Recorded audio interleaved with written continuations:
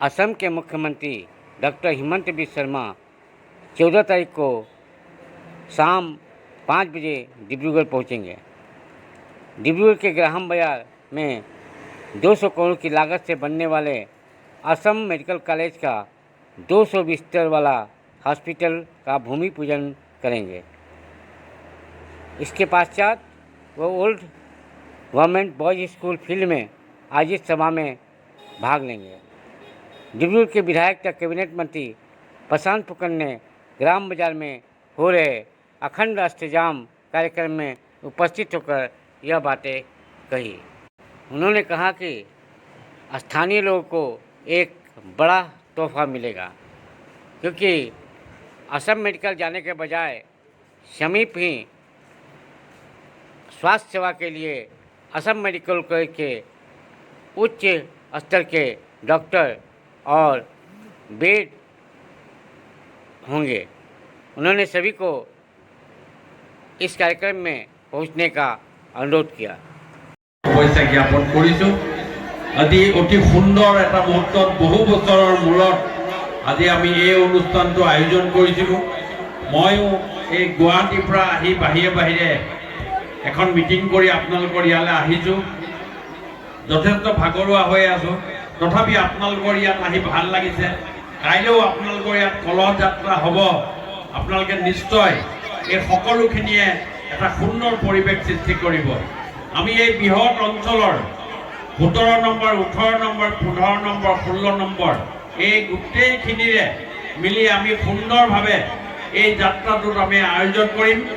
আৰু আমি ভাবিছোঁ যে নিশ্চয় আমাৰ এটা সুন্দৰ পৰিৱেশ, আমাৰ এই যজ্ঞৰ এটা সুন্দৰ পৰিৱেশ সৃষ্টি কৰিব।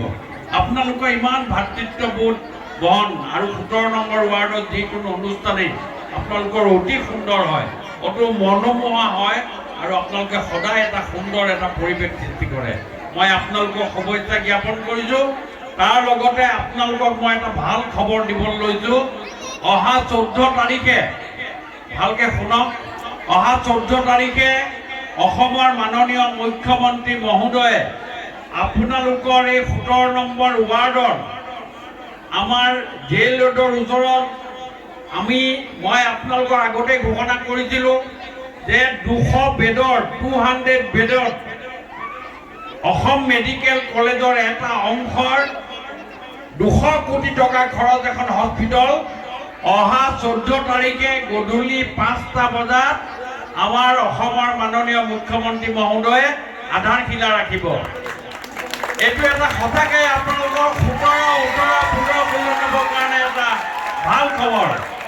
মাননীয় মুখ্যমন্ত্ৰী মহোদয় আহিব, সেই সময় ইয়াতে ভূমি পূজন কৰিব, কৰি গভৰ্ণমেণ্ট ওল্ড গভৰ্ণমেণ্ট হাইস্কুল ফিল্ডত তেখেতে এখন সভা পাতিব। মই আপোনালোকক অনুৰোধ কৰিছোঁ যাতে আমাৰ 17 নম্বৰ, 18 নম্বৰ, 15 নম্বৰ, 16 নম্বৰ সকলো ৰাইজ আইসকল আপোনালোকে যাব। এইটো এটা ডিব্ৰুগড় সমষ্টিৰ কাৰণে এটাতকৈ ডাঙৰ এচিভমেণ্ট। ৱৰ্ল্ড বেংকৰ পৰা আমি 200 কোটি টকাৰ 200 বেডেড হস্পিটেল অসম মেডিকেল কলেজৰ অন্তৰ্গত। আপোনালোকে এতিয়া অসম মেডিকেল কলেজ যাব নালাগে, আপোনালোকৰ দুৱাৰ মুখত অসমৰ মাননীয় মুখ্যমন্ত্ৰী মহোদয়ে এখন ডাঙৰ হস্পিটেল আপোনালোকৰ কাৰণে অৰ্জন দিলে। ইয়াতকৈ আৰু আমাৰ কাৰণে ভাল খবৰ একো হ'ব নোৱাৰে। সেইকাৰণে মই আপোনালোকক অনুৰোধ কৰিছোঁ, বিধায়ক হিচাপে আপোনালোকে 14 তাৰিখৰ দিনা সন্ধিয়া 5টা বজাত ইয়াত ভূমি পূজন হ'ব আৰু ওল্ড গভৰ্ণমেণ্ট হাইস্কুল ফিল্ডত মিটিংখন হ'ব। তেওঁ ভূমি পূজন কৰি যাবগৈ আৰু আমি ইয়াৰ পৰা সকলোৱে সভালৈ যাম, যাতে সভাত থাকি তেওঁৰ ভাষণ শুনি আৰু আমি ডিব্ৰুগড়ৰ কাৰণে কি আনিব পাৰোঁ এই গোটেই কথাটো আজি আমাৰ মুখ্যমন্ত্ৰী মহোদয়ৰ পৰা শুনিম। আৰু আপোনালোকে জানে যে আমাৰ কি ধৰণৰ ডিব্ৰুগড়খন এতিয়া আমাৰ ৰাজধানী হ'ল, দ্বিতীয় ৰাজধানী হ'ল। ইয়াত আমাৰ বিধানসভা ভৱন হ'ব। ডিব্ৰুগড়ৰ গোটেই পৰিৱেশ আপোনাৰ বদলি হৈ গৈ আছে। সেইকাৰণে তেওঁক আমি সন্মান জনাব লাগে, যাতে আৰু আমি ডিব্ৰুগড়ৰ কাৰণে কিবা বস্তু আনিব পাৰোঁ। এইখিনি কথাৰে আজি ভক্তপ্ৰাণ ৰাইজক মই সেৱা জনাইছোঁ, মোৰ ফালৰ পৰা মই নমস্কাৰ জনাইছোঁ।